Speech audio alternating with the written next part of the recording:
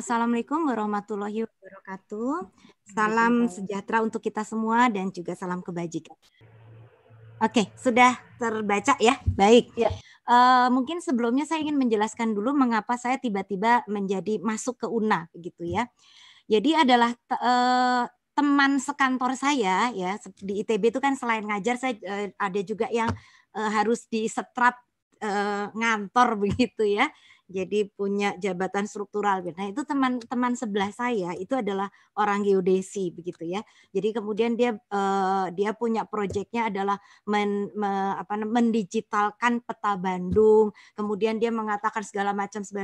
Akhirnya saya melihat, loh Pak, saya perlu sekali alat seperti itu untuk kalau misalnya saya merancang begitu ya. Kalau dulu oleh Pak Danis, oleh Pak Slamet almarhum itu adalah ini loh pusat generator massa begitu. Yang namanya urban design itu harus banyak pejalan kaki. Kalau bikin bangunan itu lantai dasarnya itu harus agak transparan, berpori begitu ya. Jadi orang bisa jalan dan sebagainya begitu. Dan itu digunakan dalam proses desain ya. Jadi saya mulai bukan beralih ya, tapi juga merambah ke urban design itu tahun 96-an begitu ya. Tapi semua itu tuh seperti kualitatif begitu ya. Saya nggak punya bukti. Kalau saya mau presentasi ke klien, lalu buktinya apa begitu? Itu menurut Anda saja begitu ya. Tapi dengan ini saya melihat, oh iya ya, saya bisa meyakinkan klien, dia lebih yakin begitu ya dengan peta-peta dan lebih dikuantitatifkan lah kira-kira seperti itu. Nah, mulailah itu tahun 2016, 2017, baru kemudian kita 2017 ya, akhir ya 2018 mulai. Jadi ini kalau Bapak Ibu masuk ke Google ke web, masuk aja cari UNA begitu ya. Nah, keluarlah seperti ini gitu ya. Jadi dikembangkan di MIT, kemudian dia menjadi art toolbox-nya dari ArcGIS gitu ya, City Form Lab itu di MIT dan ini terbuka ya. Jadi artinya bagusnya lagi adalah terbuka. Jadi tidak dipatenkan dan sebagainya dan juga ada beberapa yang tidak perlu membayar begitu ya. Ada 5 sekawan ya, saya mengatakan ada 5 sekawan hal yang dinilai begitu ya, yaitu richness, gravity, betweenness, closeness, and straightness ya. Nggak usah dimengerti sekarang nggak apa-apa begitu ya, tapi nanti saya ingin melihat ini loh buat apa sih sebetulnya UNA begitu ya. Nah, kemudian kita lihat lagi bahwa ada perbedaan ya sedikit antara UNA dan mungkin awalnya dulu saya tertarik dengan space syntax ya, belajar sedikit dan sebagainya. Agak ada sedikit perbedaan kalau space syntax itu seperti apa ya, ada 2 elemen begitu ya. Kalau jadi ada jalannya, ada kemudian persimpangannya dan sebagainya, maka di UNA itu memberikan bobot pada bangunan juga. Dan menurut saya ini menjadi menarik gitu ya, karena kalau kita melihat orang keluar dari warung gitu ya kan mungkin 1-2 orang, efeknya mungkin kepada pejalan kaki nggak terlalu banyak. Tapi begitu orang selesai nonton gitu ya, keluar dari bioskop itu ada 200, itu efeknya luar biasa begitu ya, itu memberikan pengaruh begitu. Ini silakan ya dibaca lagi begitu ya, dibaca saja. Saya ingin nanti lebih banyak ke penerapannya begitu ya.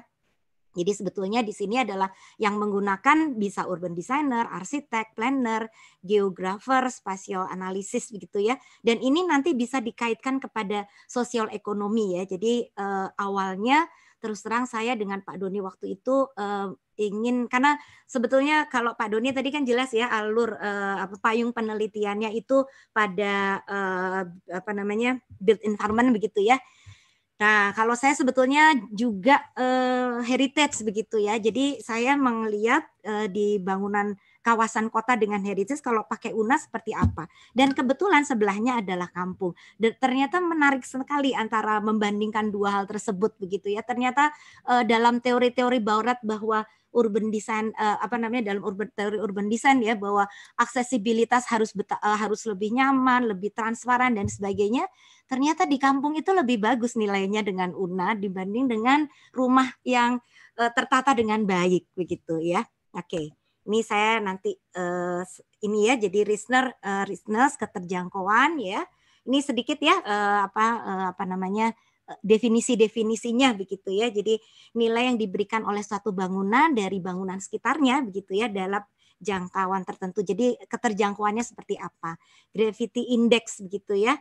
Ini agak beda dengan richness. Kalau richness itu tadi mempertimbangkan nilai keterjangkauan tiap destinasi. Kalau gravity index itu menambahkan faktor independen spasial. Jadi dia itu daya jelajahnya akan menurun atau bagaimana begitu ya. Nggak usah pusing dulu, nanti akan dijelaskan oleh Alin, dan minggu depan kan lebih jelas lagi begitu ya, apa sih bedanya begitu ya. Kemudian juga ini betweenness ya, jadi bagaimana keterjangkauan antara dua destinasi, dua kutub begitu ya, seperti apa gitu. Oke, kemudian ada straightness atau misalnya terminologi lurus atau langsung. Jadi lebih orang lebih mudah menjangkau atau tidak, bisa langsung datang ke tempat sana atau tidak begitu ya. Oke, kemudian juga closeness ya. Oke. Tingkat kedekatan antara satu lokasi dengan lokasi lainnya begitu ya. Kemudian ada juga bobot bangunannya ya. Bobot bangunan di dalamnya nanti kita lihat bagaimana menetapkan. Nah, dalam proses penelitian di awal saya dengan Una ya, yang menjadi menarik itu adalah bahwa bagaimana memberikan bobot kepada bangunan, karena yang kita dapatkan dari apa ya istilahnya pada beberapa jurnal dan sebagainya tidak ada yang khas di Indonesia begitu ya, karena sebetulnya kalau di Indonesia kita lihat ya mungkin ada yang kenal PZ ya, apa namanya, peraturan zonasi begitu ya, kemudian dilihat ada berapa aja. Jadi tata ruang di Indonesia sudah cukup canggih ya, tidak hanya perumahan, tapi misalnya kalau saya bikin salon di rumah bagaimana, di area perumahan itu bagaimana tingkatannya. Mungkin pernah tahu juga tabel ITBX ya, tabel diizinkan, tidak boleh, bersyarat begitu dan dilarang begitu ya. Nah itu akhirnya yang kita harus diskusi untuk memberikan ini loh, kalau fungsi seperti ini dalam tata ruang. Jadi misalnya kalau saya mau memberikan bobot, saya punya salon di daerah perumahan, itu akan diberikan bobot berapa untuk Una. Itu menjadi menarik di sini, dan itu biasanya saya share ya ke apa namanya peneliti lainnya dan juga mahasiswa. Ya daripada pusing pakai aja ini gitu ya misalnya gitu ya. Silahkan kalau mau diperbaiki gitu ya. Nah, berhubung saya adalah pendidik ya, maka kali ini saya ingin mempromosikan ya. Saya mengajak yang satu sudah alumni, yang satu dalam proses gitu ya menuju masternya, dan satu lagi adalah profesional yang menggunakan Una. Jadi saya nanti juga ingin wawancara dengan mereka apa suka dukanya menggunakan Una begitu ya. Jadi di sini tadi ya ada perangkat lunak analisis jejaring lain tuh biasanya pakai 2 tipe saja ya, nodes atau edge. Tapi di Una ini kelebihannya adalah bangunannya, jadi beban bangunannya.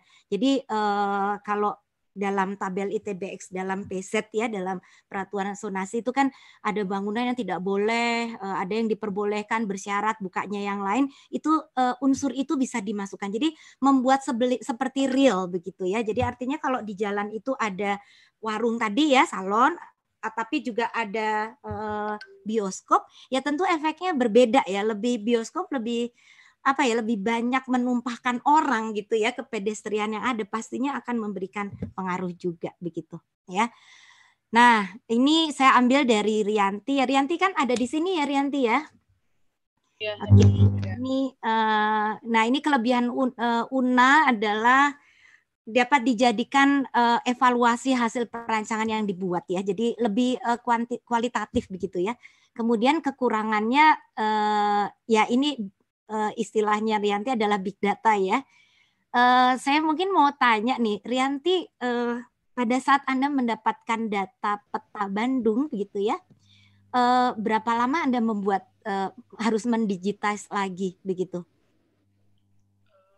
Kalau peta Bandung itu sendiri Bu, sebenarnya waktu saya dapat itu cukup akurat ya Bu ya. Tapi di area kampung yang sulit didapat karena harus tidak bisa diakses pakai Google Earth kan Bu. Jadi mungkin sekitar 3 bulan. Mungkin ya lumayan lama karena lahannya besar gitu.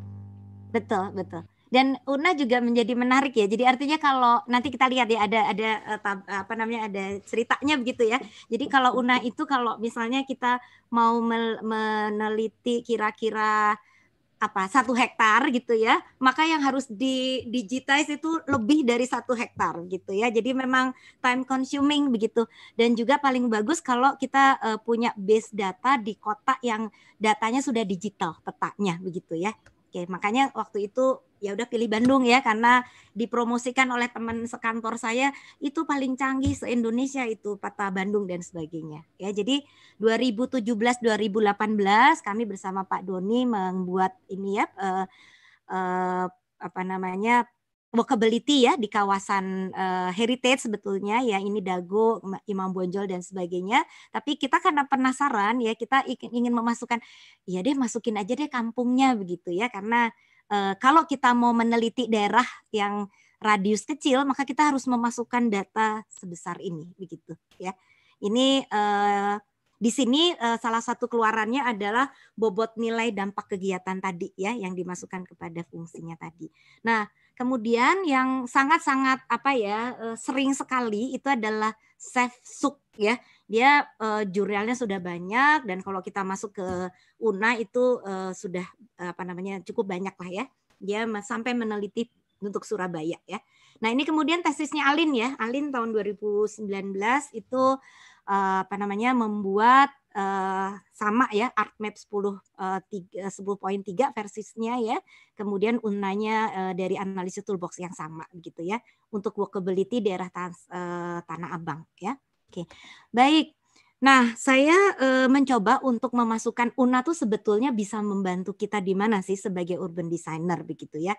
Kalau tadi Pak Doni lebih kepada penelitian dan sebagainya, ini saya mencoba untuk down to earth seperti apa sih begitu ya. Nah, biasanya kalau yang urban designer ini udah sebetulnya metode dari abad lalu begitu ya, Sirvani, buku yang sangat apa fenomenal dan sudah kuno begitu ya, di dalamnya membahas mengenai metode sinoptik yang ada di urban design, karena sebenarnya sinoptik metode itu bisa di mana aja ya, penelitian sosial dan sebagainya. Itu ada 7 begitu ya, dari data collection, data analisis, kemudian tujuannya apa, kemudian membuat konsep alternatif, mengelaborasi mana yang bisa digunakan begitu ya, workable solution-nya, kemudian evaluation of alternative begitu ya, kemudian menggunakannya dipilih yang mana begitu ya. Jadi ada mengembangkan alternatif begitu ya, dan mengevaluasi alternatif tadi. Iya. Ini dari tesisnya Rianti ya. Yang 7 tadi mungkin masih kenal ya, 7, 1, 2, 3, 4, 5, 6, 7 dari Sirvani tadi, dari sinoptik ya, di mana masuknya UNA begitu ya. Jadi kalau kita lihat UNA itu bisa membuat analisis ya dari kawasan dan merumuskan tujuan itu seperti apa. Kemudian pada saat membuat alternatif konsep itu bisa evaluasi alternatif, ini lebih bagus mana ya, alternatif 1, 2, dan 3 yang mana gitu ya. Oh, pakai UNA bisa keluar begitu. Kemudian setelah dielaborasi dari alternatif terpilih tadi, kemudian ada evaluasi hasil desain dengan UNA. Dengan demikian bisa menerjemahkan ya. Tapi intinya adalah yang belum masuk di sini ya, perumusan tujuan masalah adalah analisis data. Jadi kondisi existing itu bisa, jadi kondisi existing menemukan problem ya, menemukan problemnya di mana. Kan kadang-kadang dosen suka gemes gitu ya. Ini gimana sih? Jadi problem kamu apa gitu ya? Kan kalau problemnya lebih tajam bisa didapatkan, maka jawabannya akan menjadi lebih baik begitu ya. Tapi kalau udah dibimbing tapi terus nggak keluar-keluar ini yang namanya problemnya, itu nanti jadi ngambang terus begitu. Nah, di sini UNA tuh bisa menjelaskan adalah seperti ini loh, dan orang sudah kalau melihat hasilnya, oh iya ya terlihat begitu ya. Oke, baik. Ya di sini ada 3 yang saya ajak ya. Jadi ada Rianti, kemudian ada Muhammad Abdul Soleh ya. Ini sebentar lagi lulus. Kemudian satu lagi yang menarik adalah yang 2 adalah memang scholar ya. Jadi ambil S2 ya. Rianti sudah lulus, Abdul sedang proses ya. Mudah-mudahan cepat ya Abdul ya sidangnya ya. Kemudian yang ketiga adalah teman saya profesional sebagai urban designer begitu ya. Jadi membuat peneliti. Hadi ada ya? Ada ya Hadi ya? Nanti hadir, saya Ibu. Hadir ya. Oke, nanti menceritakan ya Una tuh menyenangkan atau menyebalkan gitu ya. Jadi seperti apa gitu ya. Oke, kita masuk ya yang punya Rianti ya. Dari Rianti ini, dari Rianti tujuannya membuat ini ya, potensi bagaimana sebetulnya melihat potensi Taman Sari begitu ya di Bandung ya. Kan. Kemudian juga mungkin ya. dipercepat tinggal 3 menit. Mohon maaf Oh, ini. tinggal 3 menit. Oh, oke. Luar biasa, materinya menarik tapi terbatas waktu. Silakan, Bu. Siap. Saya akan coba cepat ya. Jadi begini, kalau Una itu adalah kalau kita mau meneliti sebesar ini ya, sebesar Balubur ini, maka data digitize-nya harus relatif cukup besar, begitu ya. Nah, ini yang membuat problem ya, apa ya, jadi mungkin males atau apa, tapi nggak apa-apa ya, kalau apalagi kalau dikeroyok ya dan sebagainya. Jadi sebetulnya bagaimana simulasi awal, kemudian bagaimana merubah tipe file menjadi geodatabase dan sebagainya begitu ya. Dan di sini menariknya dari Rianti adalah dia berhadapan pada tadi problem pertama adalah simulasi dengan kontur. Dan kemudian ada jalan di atas dan ada jalan di bawah. Dan itu nanti mungkin Rianti bisa cerita ya, tapi karena waktunya terbatas saya akan skip dulu ya. Jadi ada problem-problem juga yang Una belum lihat begitu ya. Nah, ini adalah hasil analisis richness dengan Una seperti apa sebelum dan sesudah. Jadi di sini artinya adalah Una itu bisa membantu menganalisis elemen-elemen yang biasa digunakan analisis dalam proses urban design. Jadi tata guna lahannya bagaimana, intensitasnya bagaimana, ruang terbuka bagaimana dan sebagainya. Mana yang keblok gitu ya, nggak ada aksesnya, sirkulasinya di mana, penandanya di mana dan sebagainya ya. Maaf ini saya skip saja begitu ya. Jadi di situ ya bisa diterapkan. Nah ini Abdul ada ya? Oke. Nah di sini Abdul mencoba untuk melihat begitu ya. Apa kaitan antara Una dengan elemen-elemen dari Sirvani ya kalau kita lihat ya urban design. Jadi kalau indeks ketercapaian itu akan mempengaruhi elemen mana? Intensitasnya kah atau pada sirkulasinya dan sebagainya. Jadi dicoba tidak hanya pada walkability tapi memberikan juga sebetulnya saya nanti mau memberikan KLB berapa untuk daerah tersebut itu bisa sebetulnya menggunakan UNA juga ya, tidak hanya untuk walkability saja begitu ya. Nah, di sini intinya sebetulnya dari yang dilakukan oleh yang bisa dilakukan oleh UNA. Kasusnya di Abdul ini adalah ambilnya di Bandung yaitu stasiun, di mana kita tahu bahwa stasiun itu adalah masa bangunan atau blok yang sangat besar menghalangi aksesibilitas kota. Jadi kurang transparan gitu ya. Jadi kita lihat yang menarik di sini adalah begini. Jadi pada saat ini adalah UNA yang dilakukan oleh analisis oleh Abdul begitu ya untuk existing wilayah penelitian ya. Ini stasiunnya karena dia blok besar ya kita nggak bisa masuk kan ya. Kemudian ini daerah alun-alun dan sekitarnya kita lihat bahwa richness atau maaf. Yes. Jadi kita lihat bahwa yang warnanya paling tua begitu ya. Jadi kawasan stasiun itu dibuat ya sebelumnya ya hanya kegiatan di bawah aja begitu ya di daerah mana selatan dari stasiun Bandung gitu. Nah kemudian dilihat problemnya oh iya ternyata dia tuh tidak punya aksesibilitasnya rendah begitu ya.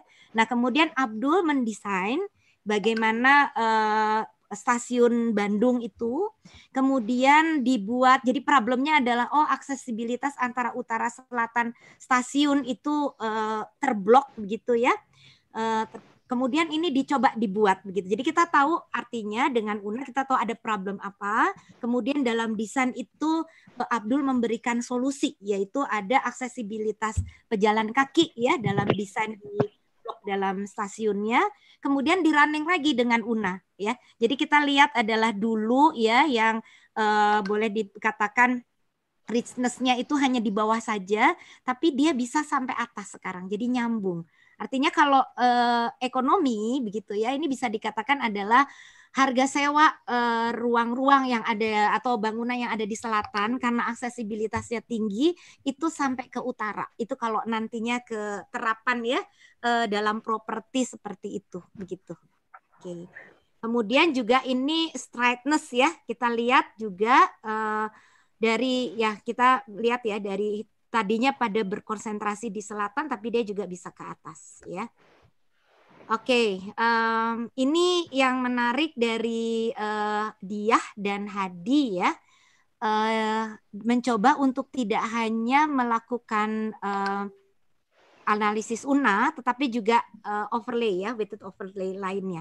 Nah, di sini dicoba untuk menjelaskan ini dari straightness, closeness, dan betweenness, ya, tempatnya di dukuh atas begitu. Di sini untuk menempatkan di mana halte ojol, ya.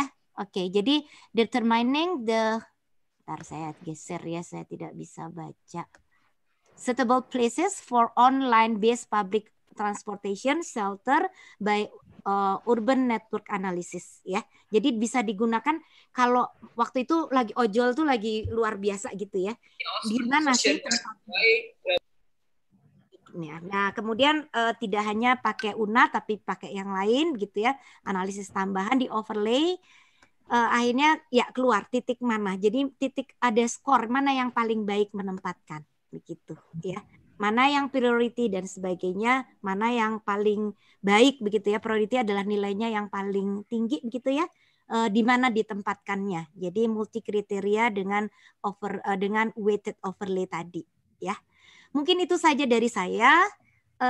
Saya mengucapkan terima kasih banyak.